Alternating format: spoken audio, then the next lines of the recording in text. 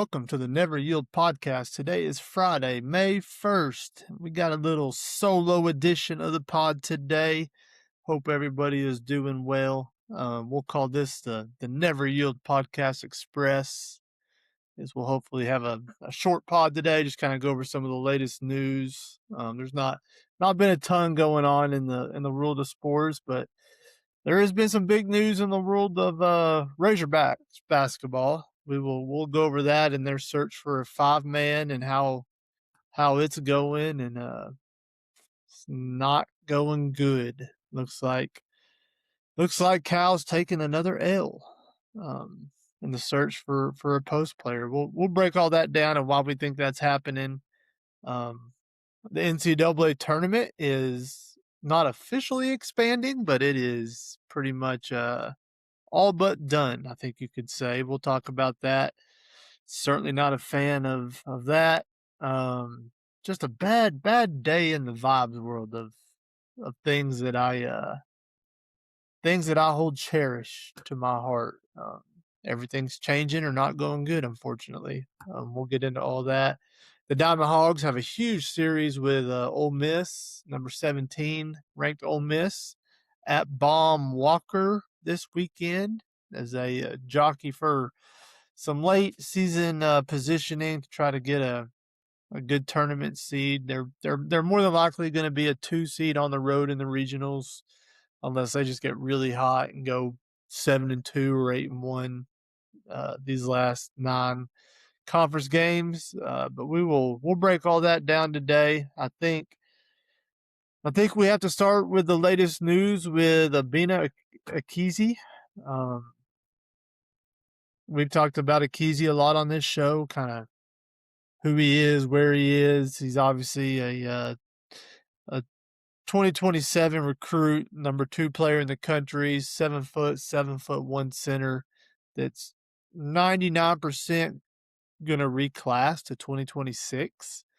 Razorbacks had him on campus a few weeks ago. Didn't get a commitment on campus. He since has went on a visit to Louisville and BYU.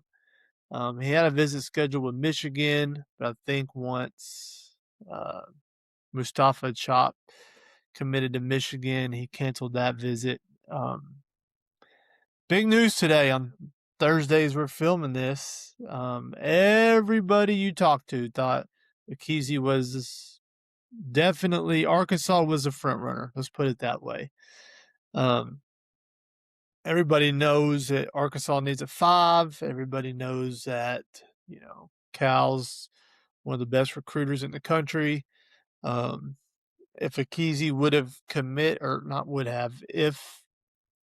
if he would have committed to Arkansas, they already have the number 1 class in the country. Then you get another 5-star, and you start talking top 10 recruiting class of all time in the history of since they started calculating stars and recruiting.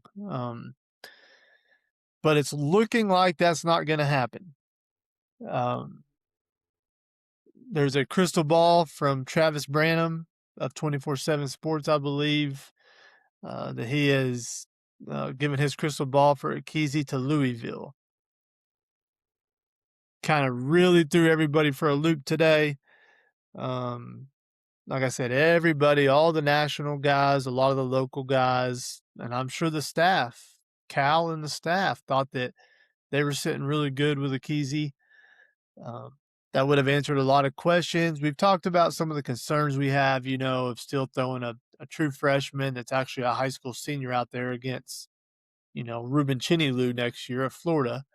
But needless to say, he's a super talent. Obviously, he's a number 2 player in the country, future first-round pick, possible lottery pick. So it's not good. Not good in the world of Razorback basketball. What went wrong? I mean, I don't really know. I'm assuming money's part of it. Cal, he's been very vocal that he's not going to spend. He's not going to get in bidding wars. And I think he mainly talks about is referring to transfer guys, I think he will get in bidding wars with high school kids. But I don't know why this one didn't work out.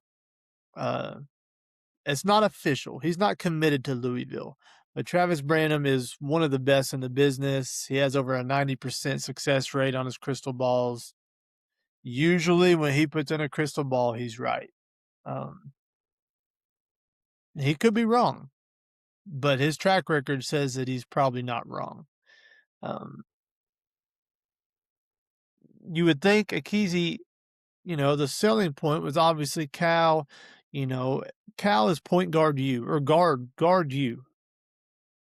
And some coaches use that as a recruiting tool against Cal. Is, hey, you're not a guard. He doesn't have near the track record of getting bigs to the NBA that he does guards. He does have several. Obviously Anthony Davis, Bam Adebayo. Um, I know Oscar Tshiebwe didn't really have a career in the league, but he was an All-American, at Kentucky.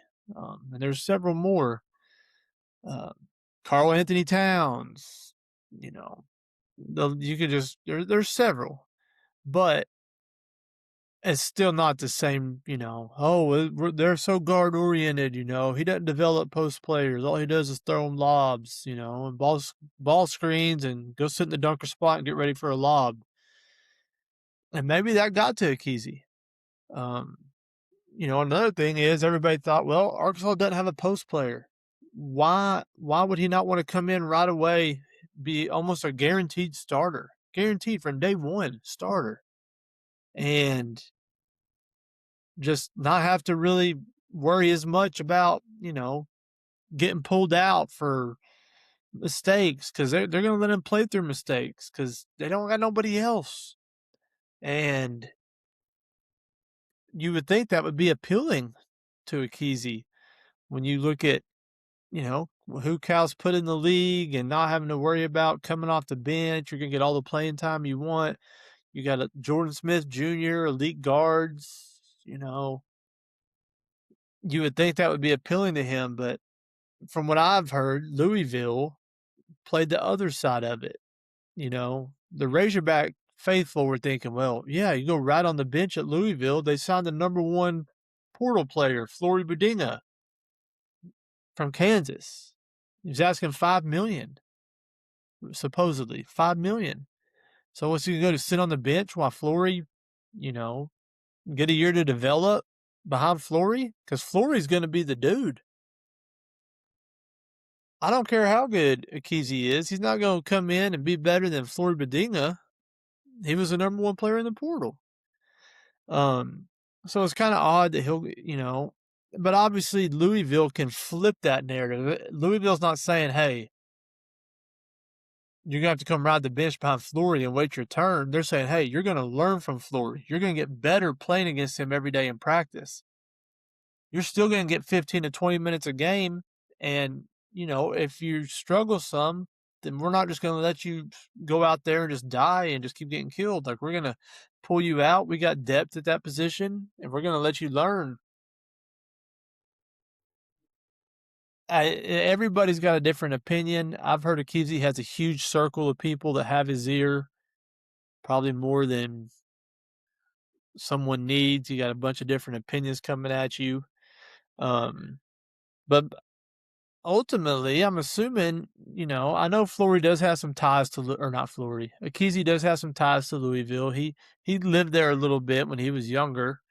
I don't know how old he was, but, when he was in elementary school, I think, or maybe middle school. Lord, he's barely out of middle school. Probably elementary school, even he lived there. So he does have some ties to Louisville, but, you just hate to say it, but ultimately, you just naturally think that it's the bag. Louisville threw more money at him. He's chasing a bag of cash.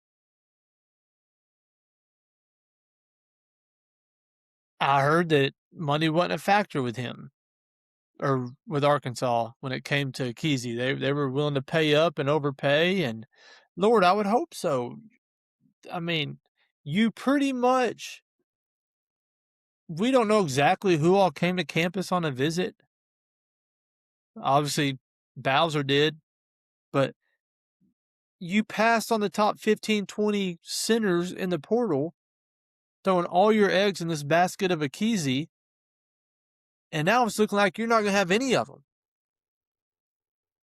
You had all year. Not only did you know that Nick Pringle and Malik Ewan were seniors when you got them. Now, Ewan's trying to get the waiver, but he technically is a senior.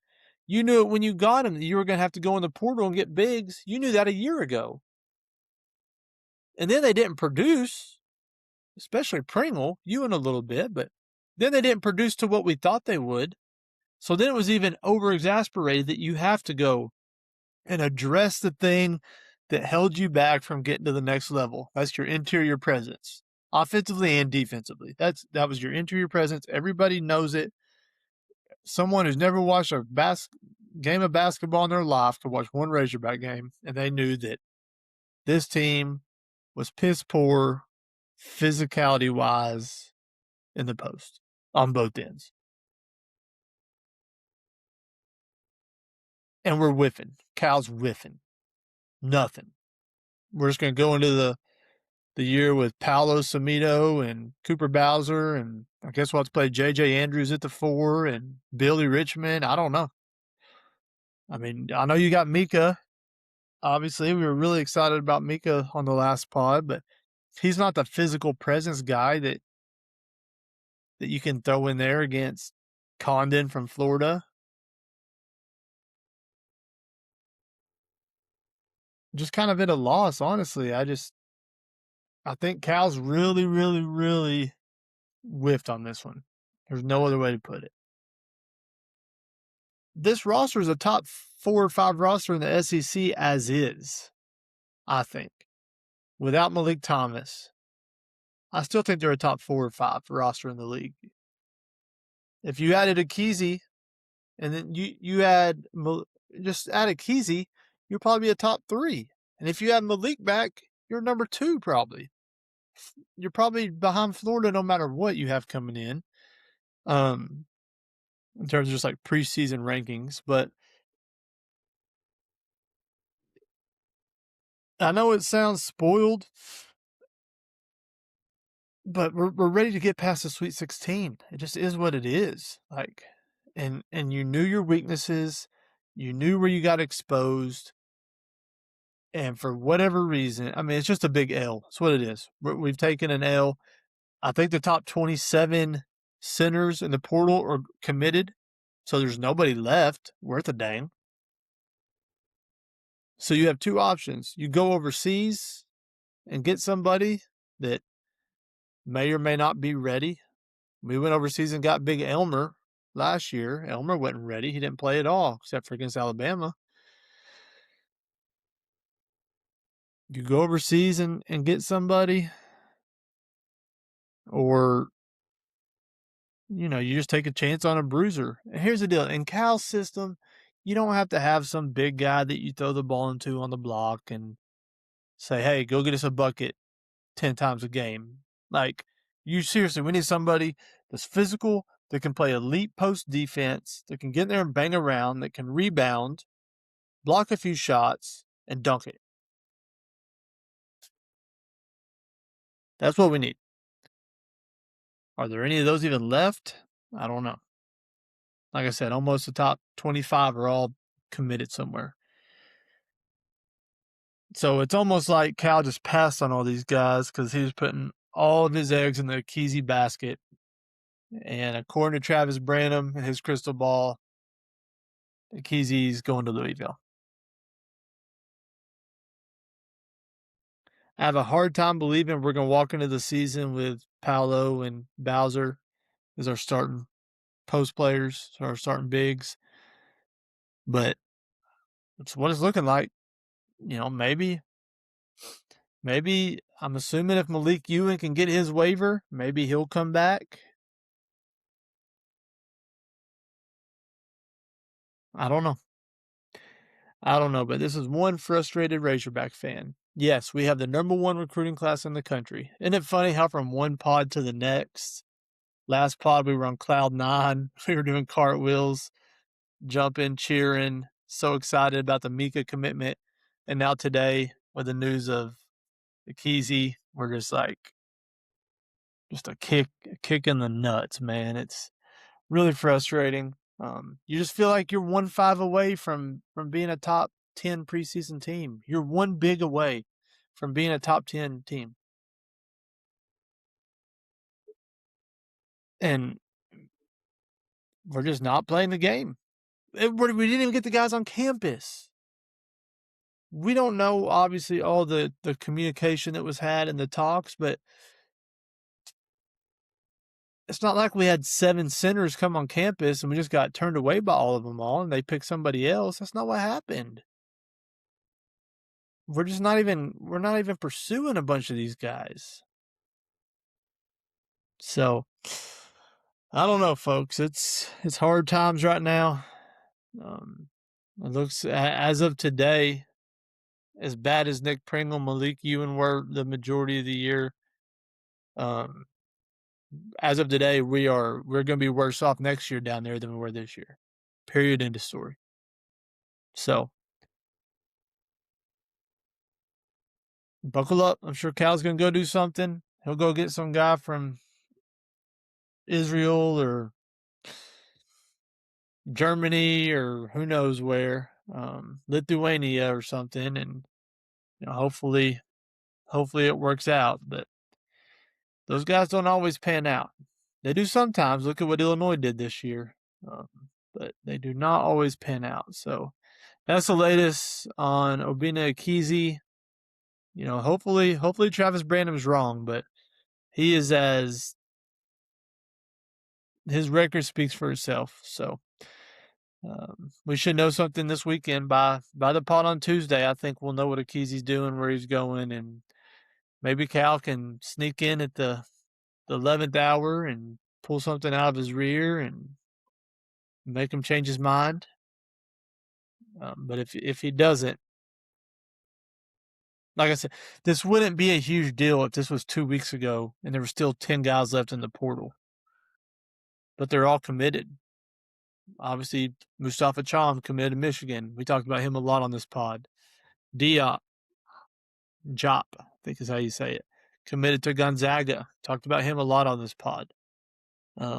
So those were 2 of the last ones left, and Aiden Sherrill got away to Indiana. So I don't know. We'll see. Tuesday we will probably be in even bigger panic mode once it's official if he does commit to Louisville, or we'll be doing cartwheels again, saying Cal's a miracle worker and Obinna Ekezie is a Razorback. So NCAA Tournament expansion. Boy, I hate this. NCAA Tournament, it's not official, but it's pretty much leaked out, and I think they've released a few things, and they've been in contact with CBS and all the media companies. It's going to be expanding from 68 to 76 teams next year. There ain't no, this is happening next year. I don't even like the 68. The 64 is perfect. It fits the bracket perfect. 16 teams, every region, bada bing, bada boom. It's just pleasing to the eye. It's just perfect. I've lived with the 68, obviously, just because we're used to it, but 76 teams. So the 500 Auburns are going to get in. The 500 Indianas, I'm talking about just this past year. Teams that are not very good. Teams that went, 6-12 in conference play. And it's not going to be more high-level mid-majors. It's not going to be a 30-3 Belmont team who gets upset in the second round of their conference tournament. It's going to be the big dogs, the Power 4 conference teams, the SEC, the Big 10, the Big 12, the ACC teams who finish 12th in the league. Just letting everybody and their mama in the tournament now. It's going to be 8. I think it's going to be 8 11 seeds. 4 12 seeds, I believe. So they're going to play a 12-game opening round with 24 teams. And then, obviously, 12 teams will advance to get it to the 64 is what it'll be. So what they're saying is what would that be? 52, I think. 52 first round buys, technically. 52 teams get a bye. 24 teams will play in the opening round, 12 games. I mean, who else would want to watch a 15-15 Auburn versus a 16-14 Indiana team in the NCAA tournament? Isn't that fun? I just don't get it. I think they should go back to 64. They should go down, not up. But we all know what drives all this: money, money, money. And as all the fans are against this, you would think coaches would be against it, conferences would be, but conferences are for it. Because now instead of getting 10 teams in, you could get 12 teams in your conference in the tournament. So they're all for it. Now you can put on your coaching resume, made the NCAA tournament as a 76 team in. It's just watering down. Anytime you start adding stuff, doing things like this, it waters it down. And then I heard the whole it's equal to baseball now. Whatever percentage of baseball teams make the tournament, now it's equal to that. That's what they're playing it as, is the equality thing. Equality. Because baseball obviously doesn't have as many programs in Division I baseball as basketball, but it's still a 64-team tournament. So now the percentage of whatever that is the same for baseball and basketball. But yeah, ruining a good thing, man. It's just ruining a good thing. I hate it. 100% against it. A lot of people be like, "Oh, it's more basketball." Yeah, but no, it's bad basketball. You're rewarding teams who aren't good, get to let them in the tournament. You got, 12 games now before you even get to the Thursday of March Madness, and not a fan. So that's not 100% official, but from what I've read, it's like 98% done. So NCAA tournament expansion. Leave a comment. Tell me what you think about that. Definitely not a fan here. Diamond Hogs, big series against the Ole Miss Rebels, the 17th ranked Ole Miss Rebels and Baum Walker.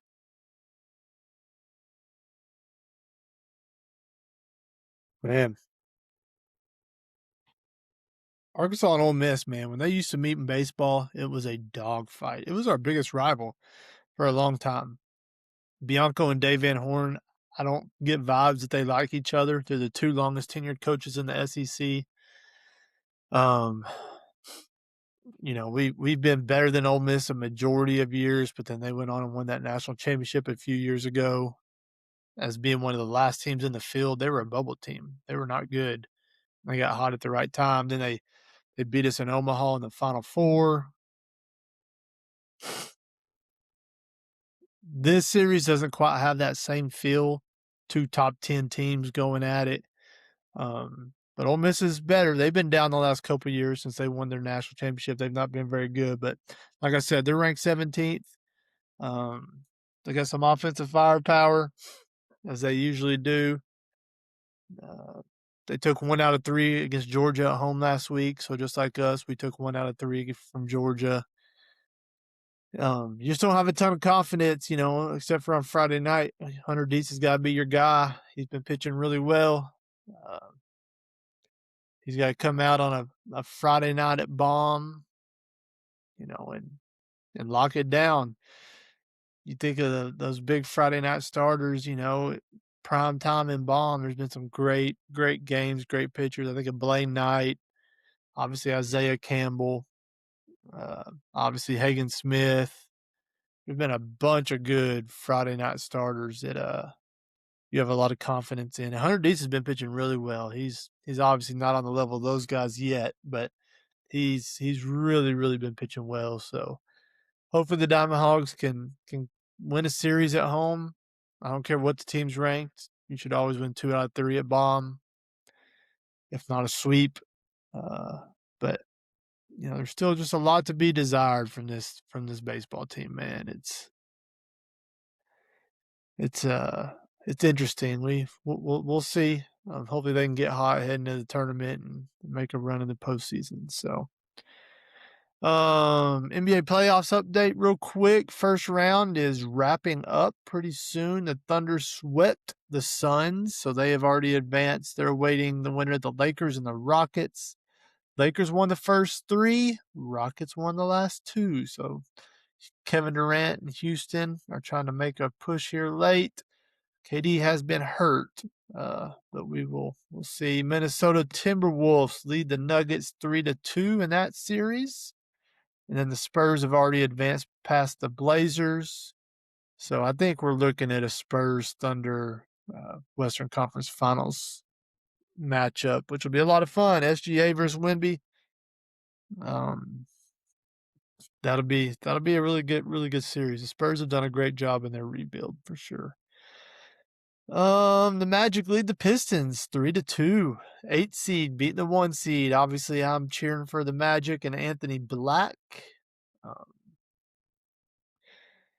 Cavs and the Raptors. Cleveland leads 3-2 in that series. The Knicks advance tonight over the Hawks 4-2. 140-89. That's crazy. And then the Celtics and the Sixers are tied at 3-3, heading back to the Garden for Game 7. So that'll be a fun series. I don't watch really any NBA all year, but I start getting into it a little bit in the playoffs. I do enjoy some playoff basketball, especially the deeper it gets. I know a few people that are pretty good at the old NBA betting thing, so I do tell some games in the NBA and obviously invested in those games. So we shall keep an eye on the NBA playoffs, and hopefully we get some good basketball out of that. I think that is about a wrap. Really good interview with KJ Jackson and Pig Trail Nation. If you haven't watched that, I encourage you to go watch that. Peyton Hillis is doing some stuff with Pig Trail Nation, and so him and the other guy sat down with KJ Jackson. KJ's he's a good talker. I'll give him credit. He's very good in front of the camera, very professional, very mature. But yeah, definitely go watch that if you haven't had a chance to watch that. I don't have any more ideas to throw off of Andrew off the top of my head in the sports world. So I think we will bounce out right at about 30 minutes long. So I appreciate everybody for tuning in. I hope everybody has an excellent weekend. Watch some Diamond Hogs baseball. Hopefully we can get a slide in the 11th hour and get in a Kesey commitment to Arkansas. Otherwise, it looks like he's going to Louisville. Anyways, I think that's going to be a wrap. We got the Derby coming up this weekend, I believe. So let me double check that. That's always a lot of fun. Betting on the Derby, May 2nd. Yep. So got the Derby coming up. That's a bucket list is getting to the Kentucky Derby. That would be a blast. So do your research on your Derby. Get you a little small sports bet in, something for you to cheer for on Kentucky Derby Saturday. Anyways, that'll wrap us up here at the Never Yield Pod. Everybody have a great weekend. Go Hogs and woo pig.